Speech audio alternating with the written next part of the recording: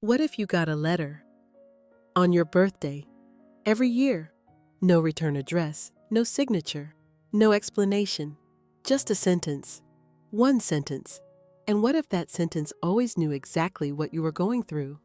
Billie Eilish is one of the most recognized voices in the world. But there's one story she's never told. Not in interviews, not in documentaries, not even to her family.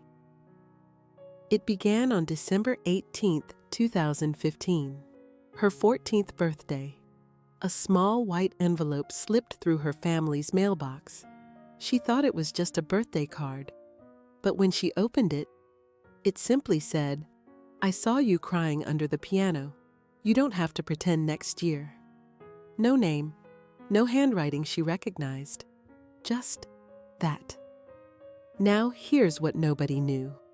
That morning, before anyone else woke up, Billie had been sitting under their old upright piano, back pressed against the wall, head down, crying. No one saw her. No one was even awake, or so she thought. She tore the envelope apart. No fingerprints, no message, no clue. She didn't tell her parents, didn't tell Phineas. She just kept it, put it in a shoebox under her bed.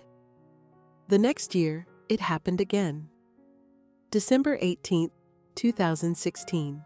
Another envelope, same paper, same style. This one read, "It's okay to be tired. You don't have to carry it for everyone else." Again, no name, nothing else. By the third year, Billie stopped questioning it. She started waiting for it. And every time, it knew. It knew what she was hiding, what she wasn't saying out loud. And every year, the words became more personal. Your silence is louder than their applause. You're not broken. You're just deeper than they are. He wasn't lying when he said you changed his life. She never told anyone, not even in her diary, not even to the therapist her team made her see during tours. It was hers, her ghost letter. Some days, it felt like the only thing that understood her. But then came 2022, and something changed. Because that year, the letter didn't arrive. For the first time in 7 years, nothing came. No envelope, no words, just silence. And then, on December 19th, a day late, she found it. Not in the mailbox, not by the door, but inside her dressing room, folded and resting on her makeup chair. Someone had gotten inside. She picked it up slowly, unfolded it, and what it said didn't make sense at first. "I saw your mother leave the rose. It's time you knew why." That was it. But her mother hadn't left any rose, had she? From that moment on, Billie couldn't ignore it anymore. She had to know. Who had been sending these letters? How did they know things no one else knew? And what did they mean by the rose? She called her mom. "Did you leave me a rose yesterday?" Pause. Then her mother whispered, "Billie, I haven't left you a rose since you were 9. Billie froze, because when she was 9, she remembered it. Exactly. A single white rose on her nightstand, the morning after the worst night of her life. A night she thought she had forgotten. But clearly, someone hadn't. When Billie was 9, she almost ran away. No one ever knew. That night, the house was quiet. Her parents were asleep. Phineas had his headphones on in the other room. And she was on the porch, backpack stuffed with a flashlight, 2 granola bars, and a notebook. She didn't have a plan. She just needed out. Out of what? Even she didn't fully understand it at the time.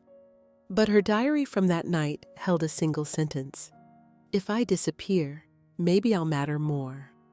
She never told anyone about it, because she never made it off the porch. She sat there, knees to her chest, until sunrise, and when she finally came back inside, there it was, on her pillow, a single white rose. No note, no explanation, She thought maybe her mom had seen her and left it, a silent way of saying, "I see you." But when she asked her years later, her mom swore, "I don't remember any rose." Until now. Until the letter said, "I saw your mother leave the rose. It's time you knew why." Which meant either her mother was lying or someone else had been there that night. Someone who saw a 9-year-old girl about to run away from a world that hadn't even met her yet. Billie did something she hadn't done in years. She went looking, pulled out the old shoebox from under her bed, the one where she'd kept every single letter.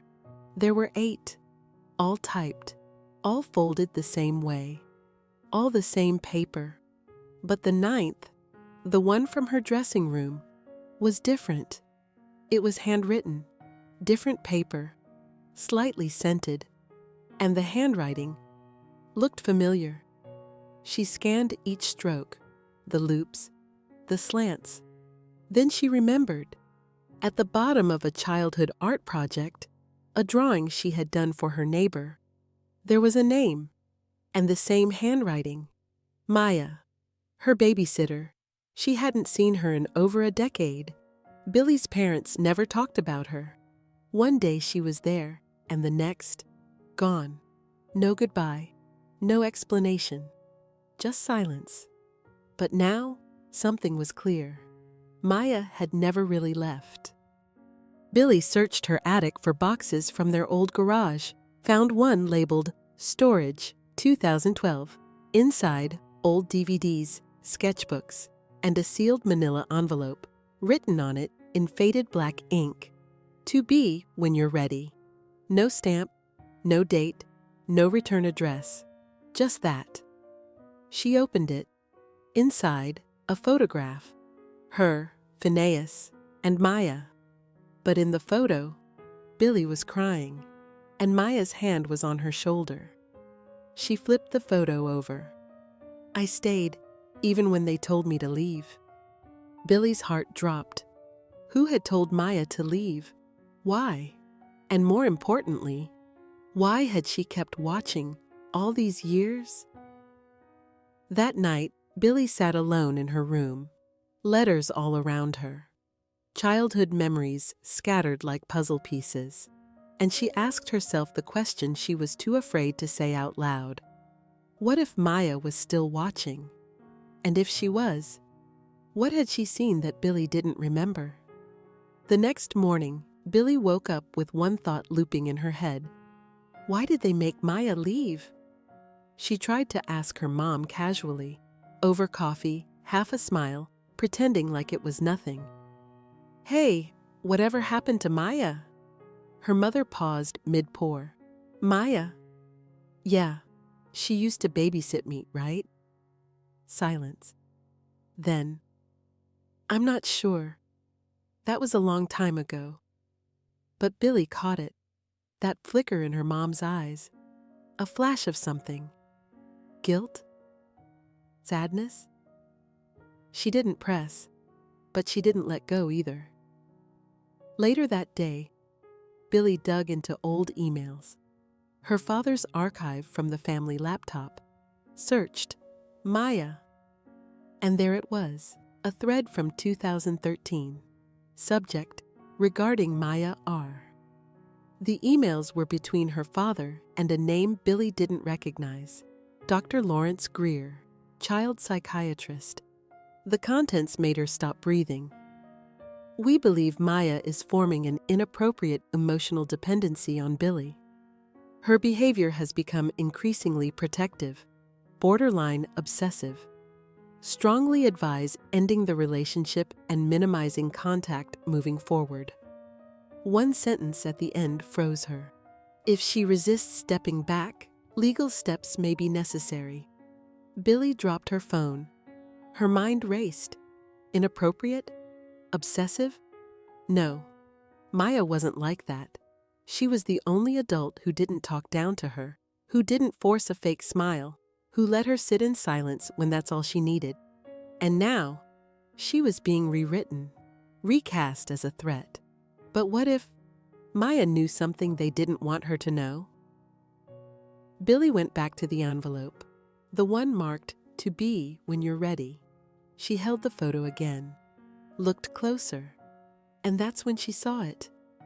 In the very corner, almost out of frame, a shadow, a figure, sitting on a porch chair behind the camera, watching. She zoomed in, couldn't make out a face, but something was familiar. The hand resting on the chair arm, the shape of the shoulders. She grabbed another photo, one from a magazine shoot at age 10, same house, same porch, same chair. But this time, her father was sitting there. Something wasn't right. Maya had been there, caring, protective, present. But someone had painted her as dangerous. And now that Billie was famous, powerful, with her own platform, maybe Maya thought it was finally safe. Safe to tell her something. Something Billie's family had kept from her. And then it hit her. There was one place no one ever looked. The old camcorder. It had sat in their garage for years, used only for birthdays and holidays. But Billie remembered something. A day Maya had filmed her playing piano. Just the two of them. She found the tape, slipped it into a converter. The footage was shaky, dusty, but clear enough. And there they were.